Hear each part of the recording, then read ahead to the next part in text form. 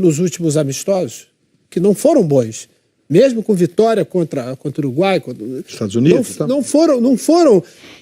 A minha preocupação maior, além dessa, eu acho que o Muricy está certíssimo. Se você quer testar, testa com quem vai te dar trabalho, né? Não contra quem não vai te dar trabalho. O desempenho, você pode até ter um empate contra a República Tcheca, claro. Mas o desempenho, o desempenho do time, né? Em alguns momentos do primeiro tempo, a gente viu algumas triangulações pelo lado direito, inversão de jogada, entrada em facão do Richarlison, né? Entrada do Paquetá, inclusive, quando fez o gol, né? Fazendo aquela... Mas eu acho que falta muito na parte coletiva, que é para o individualismo poder, né? A parte individual, ela parecer aflorar um pouco mais.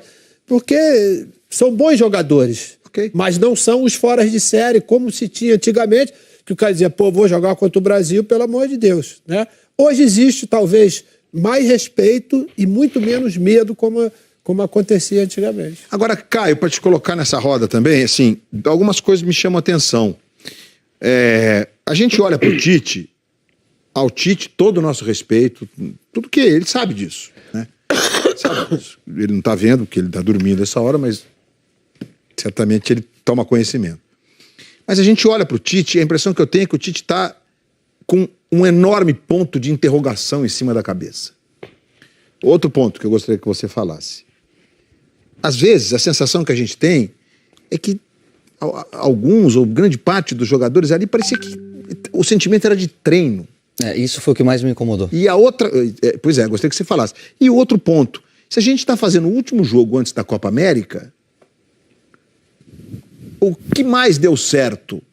Talvez tenha sido a trinca de meio campo, com o Arthur, o Paquetá e o Casemiro, que será capitão de novo mais atrás, e aí não vai repetir, porque na Copa América a gente deve ter o Neymar, né, que está praticamente pronto já para voltar. Você falasse um pouquinho dessas nuances aí que envolvem, mas esse ponto de interrogação e às vezes essa falta de, sabe, isso aqui é a seleção, sabe, como o Richarlison, por exemplo, no jogo. Era isso, vamos lá. Primeiro vou te falar o que mais me incomodou nesse último amistoso da seleção brasileira. Quando você está vestindo a camisa da seleção, e eu tenho certeza que todos eles pensam dessa maneira, você tem que fazer o jogo da sua vida. Por quê? Porque tem muita gente boa querendo o teu lugar. E eu senti uma certa apatia, um certo conformismo, jogando como se fosse mais um jogo, como se você fosse o dono da posição. Não são. Não são. O Neymar é o titular absoluto da posição, ele está fora, você tem que agarrar com unhas e dentes essa oportunidade. Porque na última Copa do Mundo, o Tite já deixou isso muito claro. Ninguém tem cadeira cativa aqui. Então, quando você empata com o Panamá, o juiz errou, o gol foi irregular, tudo isso é verdade. Mas não é só o resultado. É a produção, é a energia que você desprende para um jogo desse. É você querer garantir, carimbar ali o teu lugar e falar assim, Tite, tô aqui, eu quero estar na Copa América. Eu senti um time muito apático, e isso me incomoda porque a seleção não pode ser dessa maneira. O que eu acho, e que fiquei muito feliz na hora que eu vi a escalação e gostaria que fosse mantido para esse jogo, é justamente esses três jogadores. Porque Casemiro, Arthur e Paquetá são jogadores que sabem atacar e sabem defender. E eles podem dar um ritmo para a seleção brasileira no que eu acho que é o coração de uma equipe, que é o meio de campo. Na hora que você começa a jogar o Paquetá para a ponta esquerda, na hora que você começa a se prender muito mais à questão tática do que a liberdade que você tem que dar para o cara e exprimir o que ele tem de melhor, eu acho que você já inibe um pouco o atleta. Isso é um pouco do Tite. A questão de sair da zona de conforto é do jogador. E aí eu fui conversar com eles e eu fiquei sabendo que que eles sentiram o baque. Que o clima depois no vestiário já não foi legal. Eu espero uma reação amanhã. Eu espero uma mudança de comportamento, de atitude amanhã. A gente fala porque a gente ama a seleção brasileira, porque a gente quer ver esse time jogando, vencendo e encantando. E ter orgulho de ver a seleção jogando. E eu vou falar uma coisa que me incomoda um pouquinho nesse pós-Copa do Mundo do Tite. Eu acho que ele está valorizando demais o que acontece lá fora e está dando pouca oportunidade para quem está aqui dentro. E vou exemplificar, porque eu acho que o discurso tem que ser acompanhado de uma solução. Eu não gosto de vir aqui falar discurso de terra arrasada. Eu acho que a gente tem que mostrar um caminho. E o caminho que eu acho que nesse momento poderia trazer isso que o Bodão falou, que é de repente uma jogada individual, aquele lance que esquenta a partida, que faz com que você mude o ritmo do jogo, para mim é o Everton Cebolinha. Por que ele não pode ser titular nesse momento da seleção? Porque ele está jogando aqui no Grêmio? Ele tem um jeito de jogar diferente. É legal ver o Richarlison jogar. Só que o Richarlison, para mim, pelo que eu vi em outros amistosos, eu gostaria de vê-lo com a camisa 9. Porque eu acho que o Firmino ainda não é o titular absoluto. Joga muito no Liverpool. Sem dúvida. É um grande jogador, todos eles são, senão não estariam ali. Mas ainda não fez uma grande partida com a camisa da seleção.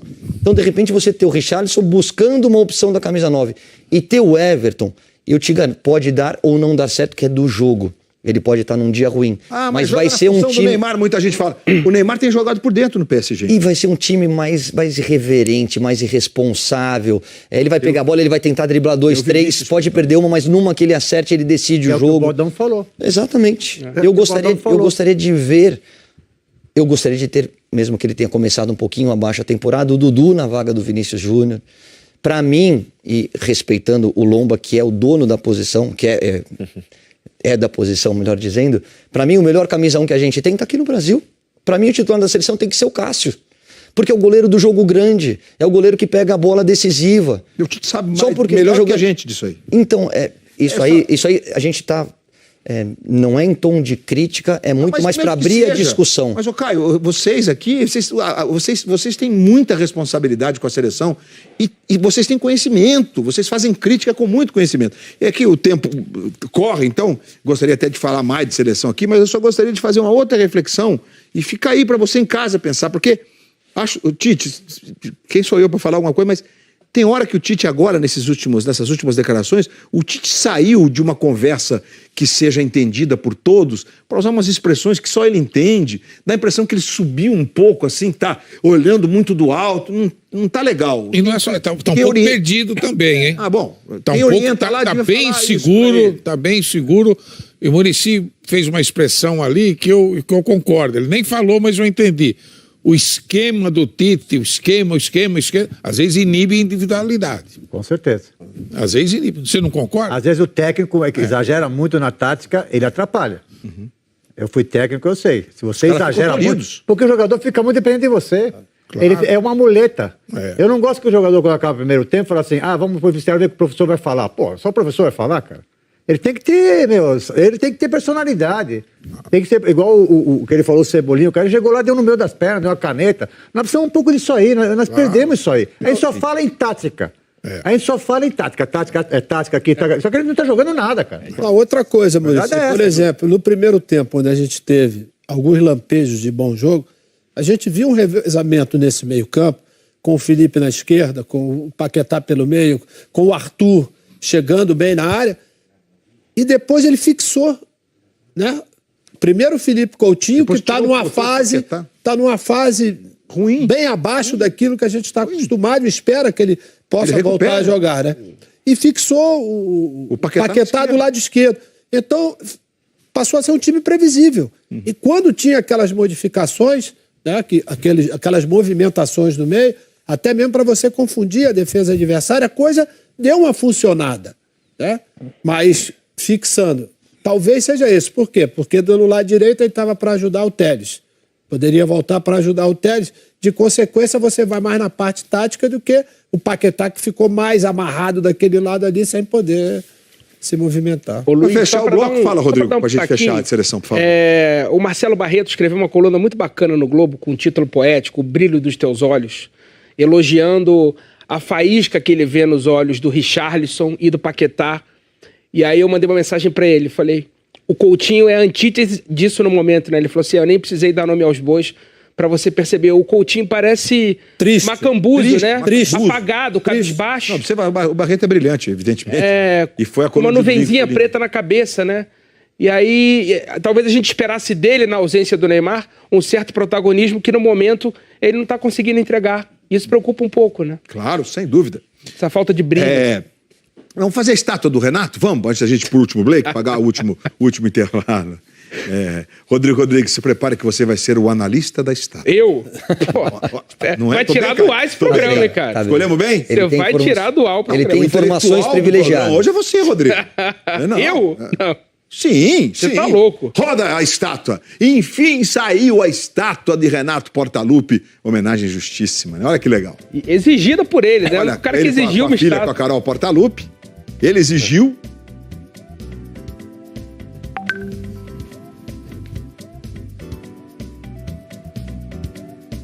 é realmente... Eu me atrevo a dizer que o Renato é o maior ídolo da história do Grêmio. Pra mim não tem nem discussão. Dúvida, nem discussão. O Grêmio teve grandes jogadores,